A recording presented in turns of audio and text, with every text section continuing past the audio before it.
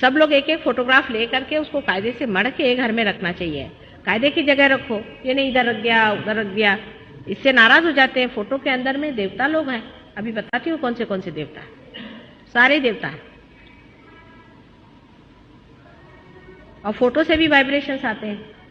तो आप इधर उधर फोटो को रखेंगे तो अच्छा नहीं, उसका अपना प्रोटोकॉल है, उसकी अपनी प्रतिष्ठा है। किसी भी मूर्ति से ज्यादा फोटो महत्वपूर्ण है, इसलिए है कि अभी तक किसी भी इनकार्नेशन का या अवतरण का आज तक तो फोटो हुआ नहीं है ना, उसमें कुछ ना कुछ दोष आ ही गया है। इसलिए फोटो को बहुत संभाल के रखना है। और उसके अलावा उसकी, जैसे आप हिंदू हो मुसलमान हो जैसे भी हो, उसका थोड़ा पूजा अर्चन करना चाहिए, उसके आगे हाथ रखना चाहिए। जब उससे पूरा हम काम ले रहे हैं, फोटो से हम अपना कैंसर भी ठीक करेंगे, सब ठीक करेंगे, और फोटो को है कि कोई एक बार पोछेगा भी नहीं, उसमें धूल पड़ी हुई, तो ये कौन सा तरीका है भाई? जिस बैंक से सारा पैसा लेने का है उसका कुछ तो ख्याल करना चाहिए, नहीं तो छोड़ दो फिर बात को, नहीं करना तो मत करो, लेकिन करना है तो उसको समझदारी से। आप हिंदुस्तानी आदमी हैं, आपको मालूम है कि हमारे यहाँ किस तरह से हम हर एक चीज़ का व्यवहार करते हैं, कैसे हर एक चीज़ की इज्जत करते हैं, रिस्पेक्ट करते हैं।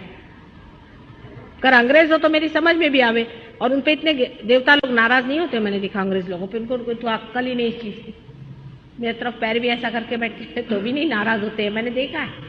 देवता लोग खुद सोचते हैं, पर हिंदुस्तानी बैठ जाए तो फटाक से आता है पैर पे।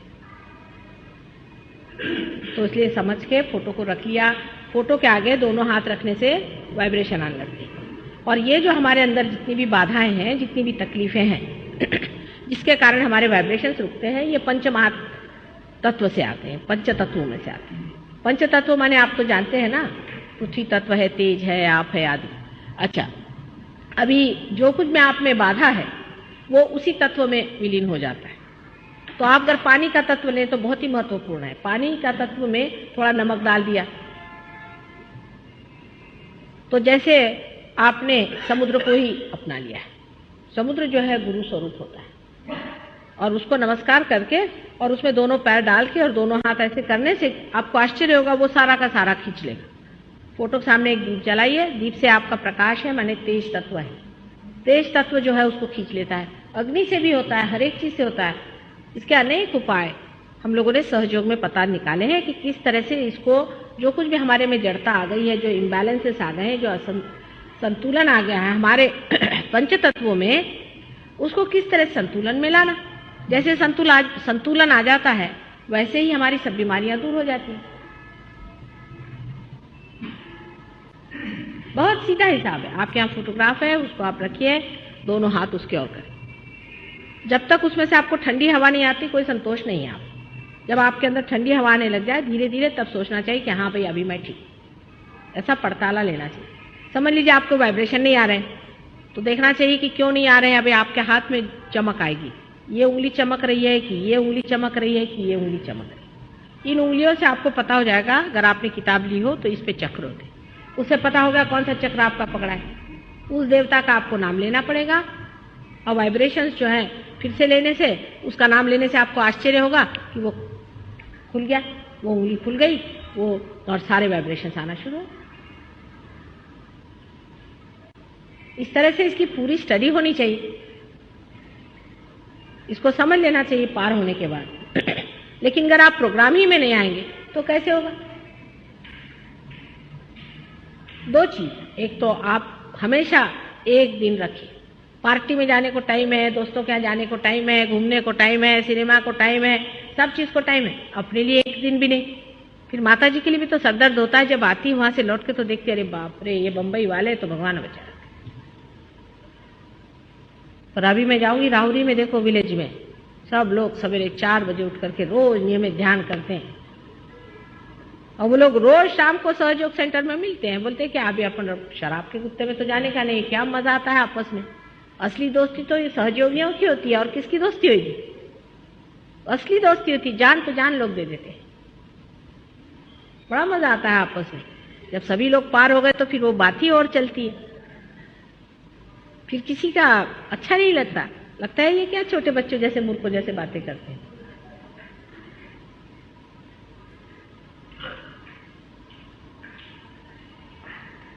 सो ये क्या करना है, इसकी प्रक्रिया क्या है, किस तरह से करना है, इसलिए किताब भी है, उसको भी आप ले लीजिए, देखिए।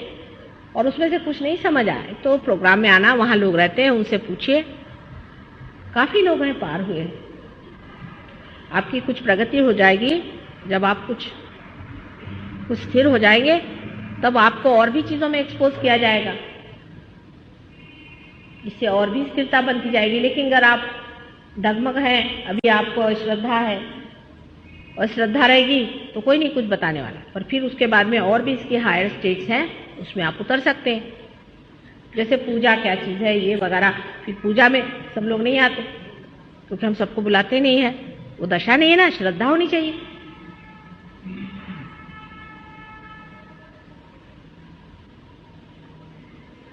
श्रद्धा के बगैर कुछ नहीं होने वाला।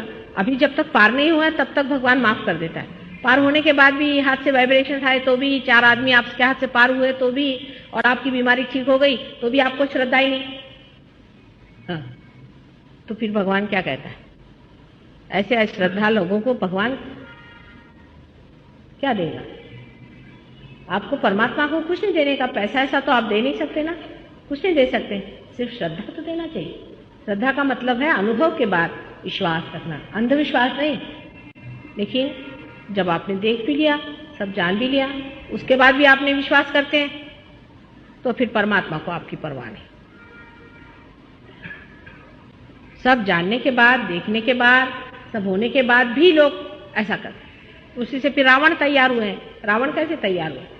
रावण तो पार हो गया था, ब्राह्मण था, और पार होने के बाद भी उसने फिर अश्रद्धा करी, अश्रद्धा करके गलत काम शुरू कर दिए, फिर उसका देखिए क्या हाल होगा। अभी श्रद्धा का मतलब भी क्या होता है? बहुत से लोग कहते हैं कि माँ हमसे सब होता है, हम सरेंडर नहीं कर सकते। अरे क्या नहीं सरेंडर कर सकते? तुम्हारा क्या हम ले रहे हैं? क्या है आपके पास देने के लिए जो हम ले रहे हैं, जो सरेंडर नहीं कर रहे हो? बताओ तो सही। तुम्हारा अहंकार ही तो है ना। थोड़ी कह रहे कि तुम्हारा विजडम सरेंडर करो, हम तो तुमको विजडम दे रहे हैं। अगर अहंकार नहीं सरेंडर करोगे तो तुम्हारे अंदर विजडम नहीं आएगा, बेवकूफ बन जाओगे। तुम्हारे अंदर विजडम नहीं आएगा, बेवकूफ बन जाओगे, स्टूपिड। यही तो पाश्चिमात्य देशों में हुआ कि अहंकार पे ही स्थित है वो लोग, ईगो ओरिएंटेड है, तो स्टूपिड हो गए। अपने यहाँ दिखाया था नारद जी का, बड़ा अच्छा वर्णन किया है वाल्मीकि जी ने। एक बार वो बहुत अहंकार करके गए थे तो मायापुरी में जाकर उनका सारा अहंकार टूट गया, लेकिन वो बड़े बेवकूफ बन गए थे। जिस आदमी में अहंकार होता है वो बड़ा ही बेवकूफ होता है। उस अहंकार को अच्छा ही है कि समर्पित कर दे।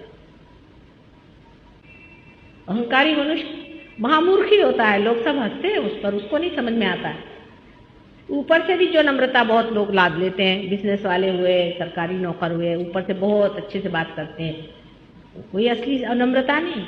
असली नम्रता तो सिर्फ विजडम से आती है, सुबुद्धि से आती है।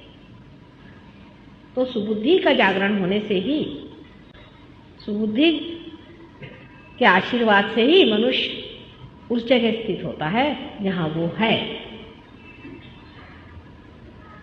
ये तो मैंने बता दिया कि आपके वाइब्रेशंस अगर खो जाएं तो क्या करना चाहिए और किस तरह से रहना चाहिए।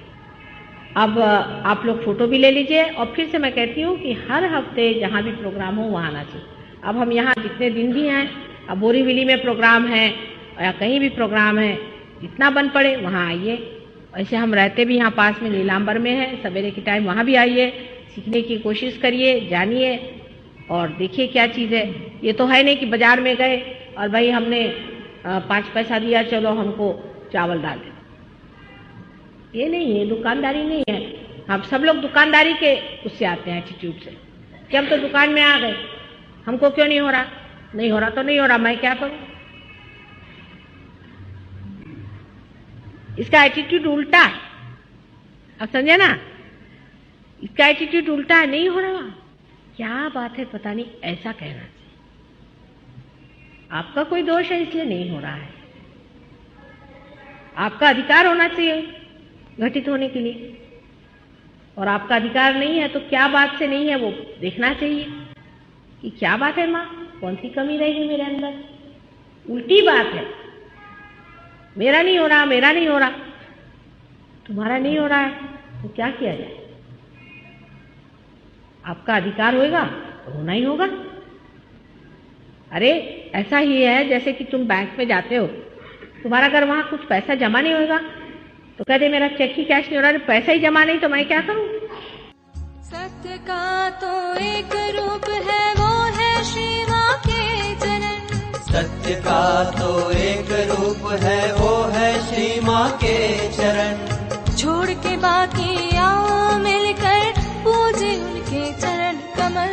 सहजी सहज बढ़ाए जा, सहजी सहज बढ़ाए जा, सहजी सहज बढ़ाए जा, सहजी सहज बढ़ाए जा। श्री मां से तू आशीष लेकर